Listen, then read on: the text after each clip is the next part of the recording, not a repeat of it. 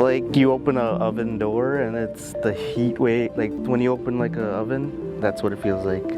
Exactly what it feels like.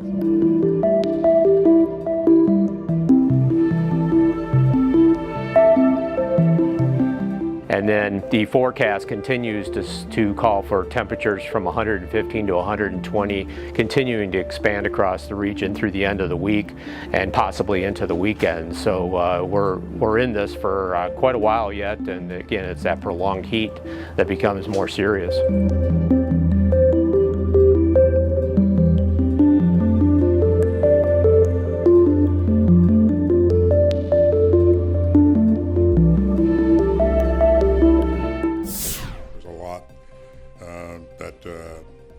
That we're still trying to learn.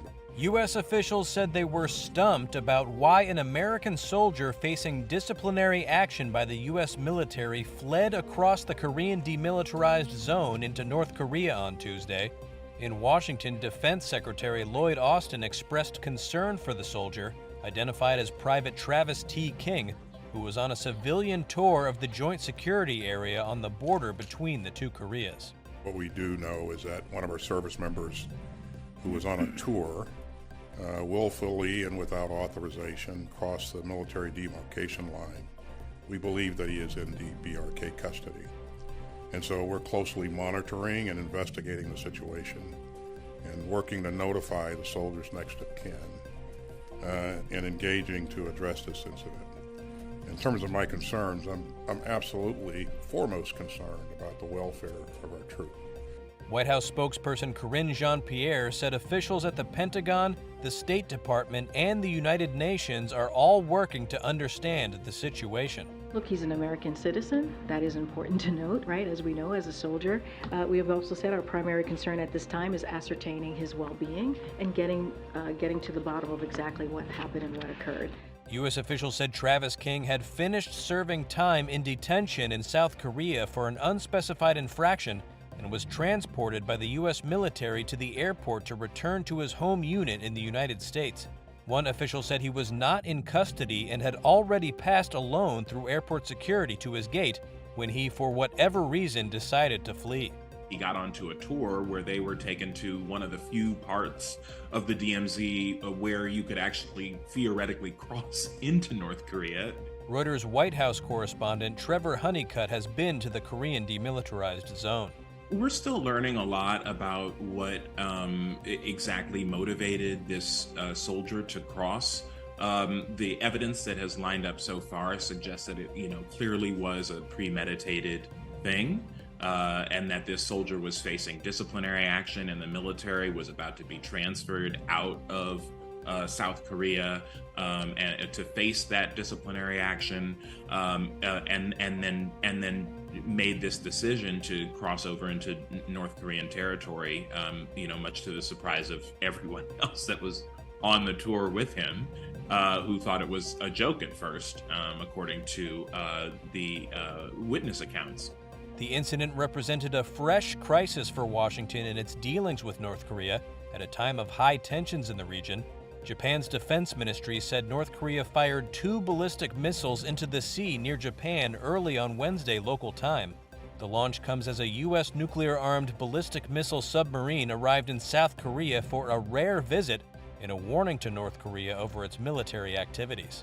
North Korea has been testing increasingly powerful missiles capable of carrying nuclear warheads, including a new solid-fuel intercontinental ballistic missile launched last week, a launch Pyongyang said was a warning to the United States and other adversaries. Donald Trump on Tuesday could soon face even greater legal jeopardy, this time from a federal investigation into events leading up to and including the deadly storming of the U.S. Capitol by his supporters on January 6, 2021. Posting on his Truth Social site, the former president said he'd received a letter informing him he was a target of a grand jury investigating the January 6th attack. Trump said the letter came from the office of Special Counsel Jack Smith, who was appointed last year to oversee federal investigations into the 45th president, who was once again seeking the White House. Trump's attorneys could not immediately be reached for comment. A spokesperson for Smith's office declined to comment. Peter Zeidenberg, a former federal prosecutor, said receiving a target letter means the individual should, quote, presume that you're going to get indicted unless you give a damn good reason why we shouldn't. Former officials who appeared before a special congressional committee probing the January 6 riot told lawmakers Trump pressed unsubstantiated claims of voter fraud after he lost the 2020 presidential election. All of us here today do not want to see our election victory stolen by emboldened radical left Democrats. He used similar language at a rally on January 6th, just before his supporters stormed Congress in an effort to stop the certification of the election results. We will never give up. We will never concede. It doesn't happen. You don't concede when there's theft involved. Trump supporters used weapons, including chemical sprays and riot shields, to attack police and break into the building, forcing lawmakers who were in the process of certifying the results of the 2020 election to flee for their lives. More than 1,000 people have been charged with crimes connected with the riot, including some who have been convicted of seditious conspiracy.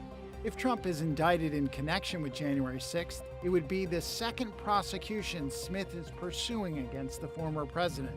On Tuesday, Trump's attorneys appeared in a Miami federal court for a hearing related to accusations he illegally retained national security documents after leaving office and lied to investigators trying to retrieve them. Agents who searched his Mar-a-Lago, Florida residence found some of those documents in boxes in a bathroom and a closet. Trump is the first former president to ever have been indicted. He also faces New York State criminal charges, accusing him of falsifying business records to hide a hush money payment to an adult film star. And more indictments could come.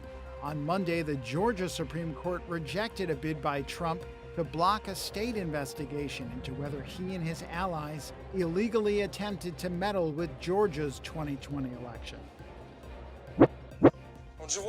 Ukrainian authorities released body cam video they say shows the aftermath of a Russian missile attack on Odesa, one of Ukraine's main ports for exporting grain, a day after Russia pulled out of a UN-backed deal that let Kyiv safely ship its agricultural products to global markets. Several homes were damaged by Russian strikes Tuesday, as well as unspecified port infrastructure in Odesa. That's according to Ukrainian officials, who also describe a serious fire at a port in Mykolaiv. Ukraine's Air Force said 6 caliber cruise missiles and 31 out of 36 drones had been shot down, mostly over the coastal Odesa and Mykolaiv regions in the south. The Russian Defense Ministry said it hit fuel storage in Odesa, where the Ukrainian Navy has its headquarters, and a seaborne drone factory as part of mass revenge strikes in retaliation for Monday's attack on a key bridge linking Russia to Russian-occupied Crimea. Ukraine denied involvement in the bridge attack. Shortly after the bridge was hit on Monday, Moscow withdrew from the grain export deal, a move the United Nations said risked creating mass hunger. If Ukrainian grain is blocked from the market, prices could soar around the world, hitting the poorest countries hardest. Speaking at the Odesa port on Tuesday, Chief of the U.S. Agency for International Development, Samantha Power, announced $250 million in new funding for Ukraine's embattled farmers. We will work to create and to expand alternative export routes for Ukrainian farmers. Moscow rejected calls from Ukraine to allow shipping to resume without Russian participation, with the Kremlin openly saying ships entering the area without its guarantees would be in danger. Hollywood producers are firing back at striking actors. Major film and television studios said late Monday that they had offered more than $1 billion in extra compensation. The Alliance of Motion Picture and Television Producers negotiates on behalf of firms like Netflix and Disney. Power! Union power! It says actors union SAG-AFTRA continues to mischaracterize the negotiations, and said claims that producers hadn't listened to concerns were disingenuous at best. The strike was called last Thursday. That after SAG-AFTRA said it was unable to reach agreement with the studios on a new 3-year deal for its members. The actors want improved pay and benefits and controls on the use of their images by artificial intelligence. Earlier Monday, the union set out a detailed list of its proposals and what it said were the studio's responses. SAG-AFTRA said it asked for an 11% general wage increase, but had only been offered 5% in response. The union said studios would not meaningfully engage on most issues. Now the actors' strike comes at the same time as a walkout by writers, spelling chaos for the entertainment industry.